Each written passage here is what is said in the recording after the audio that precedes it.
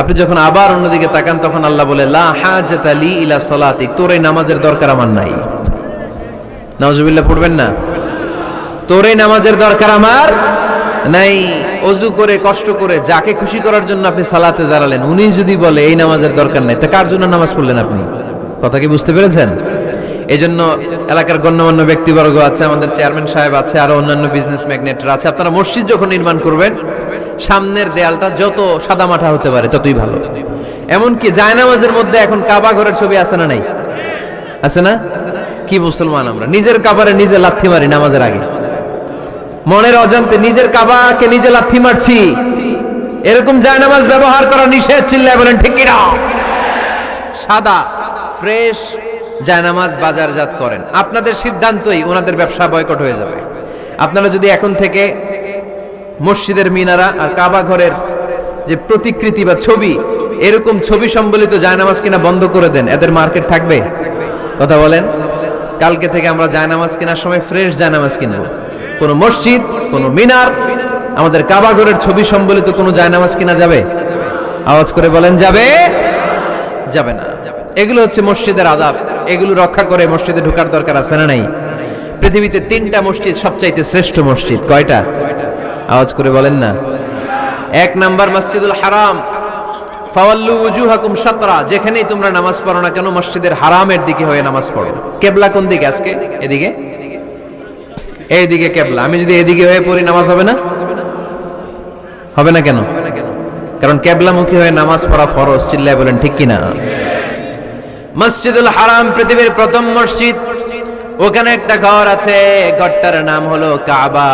ইন্না আউওয়ালা বাইতিন উদিআ লিন-নাসি লাল্লাযী বিবাক্কাতা মুবারাকা। এই পৃথিবীর প্রথম ঘর, যেই ঘরটা স্থাপিত হয়েছে বাক্কা শহরে। বাক্কা মক্কার আগের নাম, এখন শহরের নাম মক্কা, আগে নাম ছিল কি?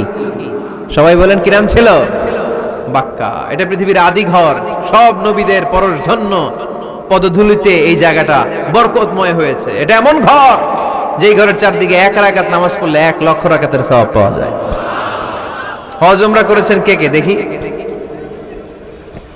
হজ উমরা করেছেন আপনারা না? মাশাআল্লাহ। আমরা যারা করতে পারি নাই, আল্লাহ তাদেরকেও তৌফিক দাও। আমরা যেন এই কাবা ঘরে যে প্রাণ ভরে সালাত আদায় করতে পারি, আল্লাহ তৌফিক দান করো। আমরা যেন মসজিদে নববীতে যে প্রাণ ভরে সালাত করতে পারি, তৌফিক দান করো। আল্লাহর হাবিব সাল্লাল্লাহু আলাইহি ইসলামের কবরের সামনে দাঁড়িয়ে যেন আমরা প্রাণ খুলে মন প্রাণ উজাড় করে বিশ্বনবী সাল্লাল্লাহু আলাইহি ইসলামকে সালাম দিতে পারি, আল্লাহ তৌফিক দান করো। এই কাবা ঘরকে কেন্দ্র করে প্রতিদিন 100টা রহমত নাজিল হয়। আওয়াজ করে বলেন কয়টা? আল্লাহর হাবিব বললেন প্রতিদিন প্রতিনিয়ত 100টা রহমত নাজিল হতেই থাকে। 60টা রহমত তাদের উপর নাজিল হয় যারা কাবা ঘরের চারদিকে তাওয়াফ করে। 40 লিল মুসাল্লিন, বাকি 40টা নাজিল হয় যারা কাবা ঘরের পাশে নামাজ পড়ে। ওয়া 20 লিন নাযিরিনা ইলাল কাবা, বাকি 20টা রহমত প্রতিনিয়ত নাজিল হয় যারা তাওয়াফ করে না, সালাত আদায় করে না, শুধু কাবার গিলাফের দিকে তাকিয়ে থাকে। কাবার দিকে তাকায় থাকলেই সওয়াব। সুবহানাল্লাহ পড়েন। 1 রাকাতে কয় লক্ষ রাকাতের সওয়াব? এজন্য আল্লাহর হাবিব সাল্লাল্লাহু আলাইহি ওয়াসাল্লাম বলেছেন লা তুশাদ্দুর রিহাল ইল্লা ইলা সালাসাতি মাসাজিদা, স্পেশাল ভার্চু এন্ড রিওয়ার্ড, বিশেষ সওয়াবের নিয়তে পৃথিবীর এই 3টা জায়গা ছাড়া কোথাও নিয়ত করে ভ্রমণ করা জায়েজ নাই। 1 হচ্ছে মসজিদুল হারাম, 2 হচ্ছে মসজিদ নববী, 3 হচ্ছে মসজিদুল আকসা।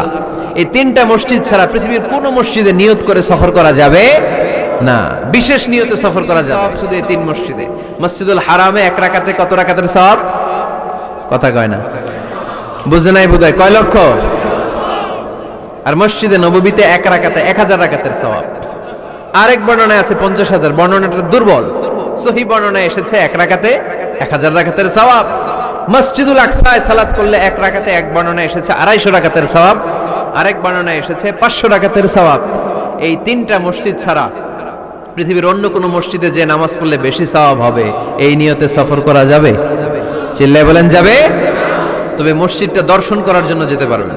মসজিদটা দেখতে কেমন, এটার ক্যালিওগ্রাফিক্যাল ডিজাইন কেমন, এটার আর্কিটেকচারাল ডিজাইন কেমন, এটার দৃষ্টিনন্দন সৌন্দর্য কেমন, মসজিদটা দেখতে কেমন, দেখতে যেতে পারবেন। কিন্তু বিশেষ সওয়াব রিওয়ার্ড এই 3টা মসজিদ ছাড়া অন্য কোনো মসজিদের জন্য হবে না, এই মসজিদ হচ্ছে আমাদের সামাজিক ঐক্যের কেন্দ্রবিন্দু।